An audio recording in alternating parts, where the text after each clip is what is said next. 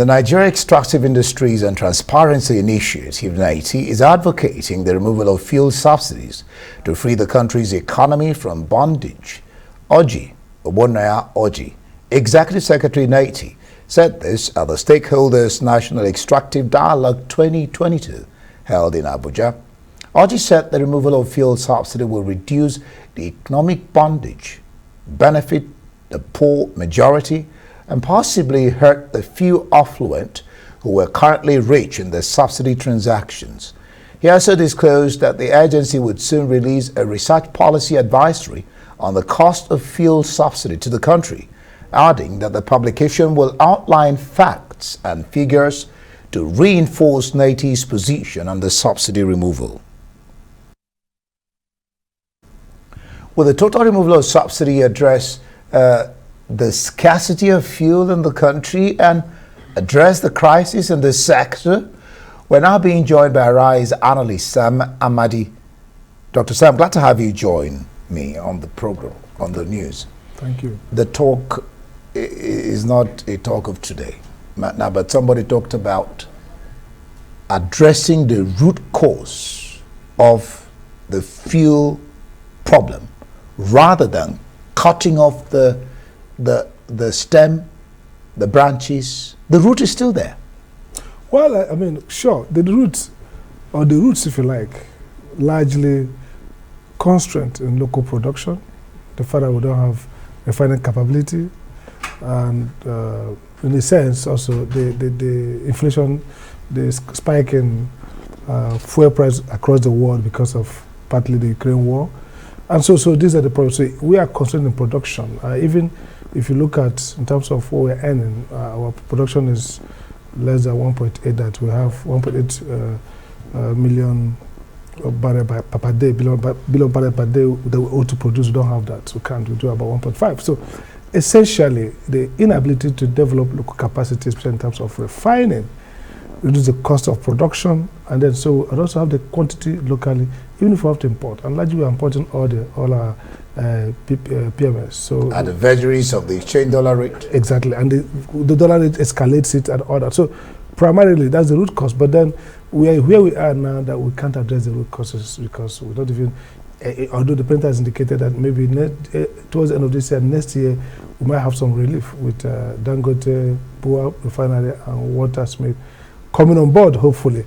Then you would now have to say, maybe even if you remove the fuel, the subsidy, and then you get proper pricing, then you have the capacity to reduce the unit cost, because it's quantity locally produced. Some of the cost will be amortized across a larger quantity of local production. So essentially the price will go down.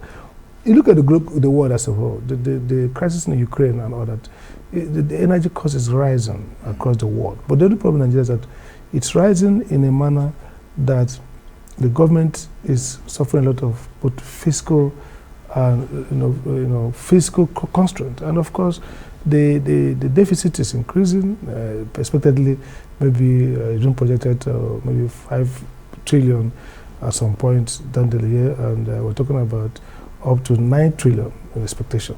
And then if you look at how much government is also paying for servicing the debts, about 45 trillion now dollar debt burden, and then if you are adding 4, 5, 6 trillion that probably could go to servicing, and then you are spending a subsidy.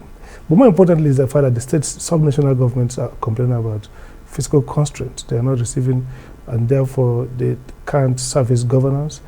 And then the World Bank as well. I mean, everybody say, look, if you look at the fact that 4 trillion would be massive relief, so they talk about maybe if you share part of it, every state will get about 50 billion to put on roads. So the attraction, this seduction here is the cost benefit, the mathematics. If you look at the figure, it's okay. If we save 4 trillion, this is more than the whole of our budget for health, education, and social protection. So if you save it and reinvest it, that's been that logic right from Okonjo-Iweala days with the subsidy removal and the tax force that the prince set up and all those issues around it. But the point is this, that the political economy in this country does not raise any expectation, hope that there will be proper utilization of savings, and that even those savings themselves may not actually, the World Bank says, look, if you use this to provide massive protection for the poor, you are shifting benefits from the rich who access this subsidy more. I mean, less than 30% of the, less than 3% of those on that 40% income profile actually benefit from petroleum products, whether in terms of generator, in terms of car. So the question then is, as it is now, with the subsidy, the poor is not benefiting. We see the the queues and all that. But the reverse is, if you free this and use this 4 trillion, the argument is that you're going to make investment in infrastructure, social and physical infrastructure, that the poor can access more. But the history of the problem is that you're going to have compounding of the poverty of the poor. Exactly. Because transporters will increase their fare. As far as PMS is concerned, yes, it affects basically all strata of life. Through the ripple effect. The poor may not consume more of it, but they're going to bear the brunt of it, burden of the spill-off effect. But then, so the question around this is, the subsidy is so difficult because we don't have a disciplined government in terms of policy management. Our government talk about savings being put back into social welfare and all that, but they never get to do that. We saw, look at Ghana's transparent way of dealing with their COVID fund. The World Bank commended it. Compare with Nigeria, where the whole thing is marked with controversy, corruption. Some of them are used political, freebies for politicians and supporters. So the real thing, the crisis is that, look, we need to remove this subsidy. But then the political economic implication, like the president rightly observed, might be actually much more devastating than the World Bank and IMF are picturing. They are seen from the narrow prism of the financials. If you save 4 trillion, you could invest 4 trillion into education, healthcare. But they're not looking at the wider implications of what it will do to the people who are already. I always think about the fact that, for example, when this government came in, and this has happened over the years, not just this government. Yeah. It moved it from, I think, 87 to 165. And the idea was that, okay, we'll use it to save money. But still, we're experiencing the same thing. And things, in quotes, seem not to be getting better or getting from bad to worse. So how do you then begin to convince the populace that it's going to be better for them? I think, that's the point. First, there's a low trust in government. Most of these hard reforms require high trust in government. Also, a sense in which you see proportionate, reduction in government spend on frivolous issues. So, for over 7 years, this government has refused to carry out the on-site report, the recommendations on reform of government, reducing cost of governance. Now, when government does those kind of, trimming, and it's a prudent government, and finance production rather than consumption, then you create a sense. It's like you persuade citizens that there's actually collective need to make some sacrifices.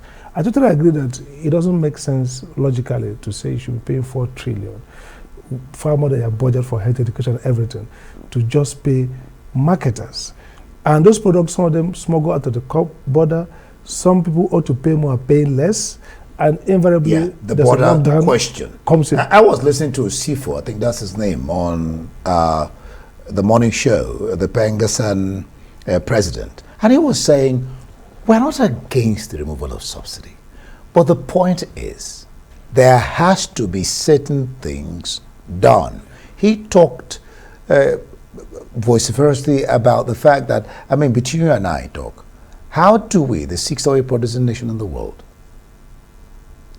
unearth our crude, send it to Belgium, they refine it for us, then we pay at the dollar rate back here. And logistic cost, landing cost, everything. Everything. It doesn't seem to make sense. So,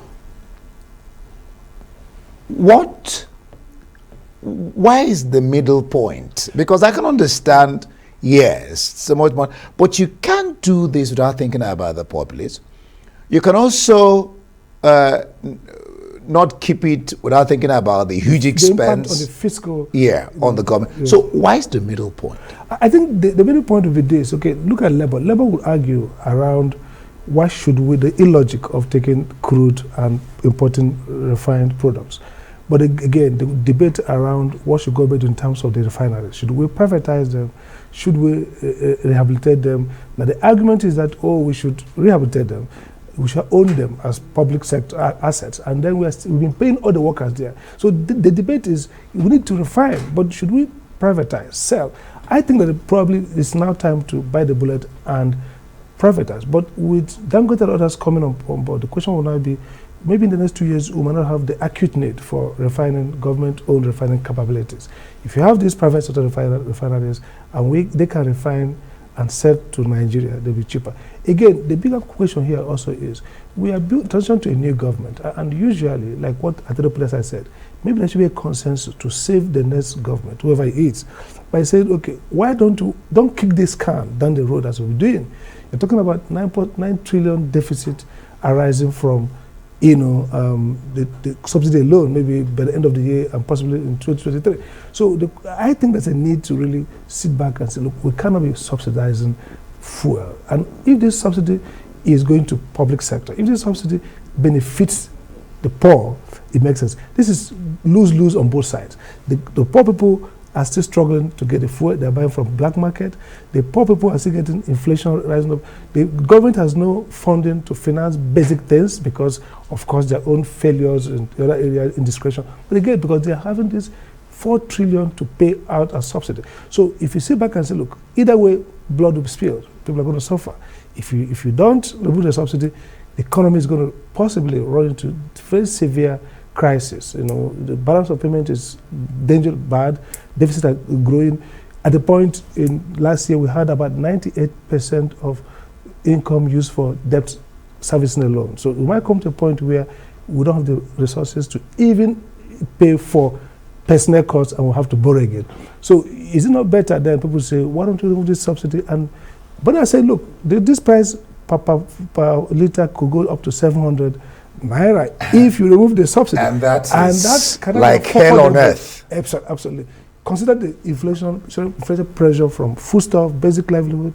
Nigeria, before the pandemic, was even much more one of the leading inflationary countries in the world in terms of, if you look at the inflation for food items and the general inflation. So the question is, can all these pressures, can you bear it with a population that's over 100 and something million people who are extremely poor, with subnational governments basically bankrupt, cannot provide any buffer or resilience? So it's really a difficult conversations, and I think we need to come together, Labour, government, and stakeholders, and basically maybe do the unthinkable. All right, remember that even state governments are not paying the minimum wage. Minimum wage. We'll leave it there. Thank you so much.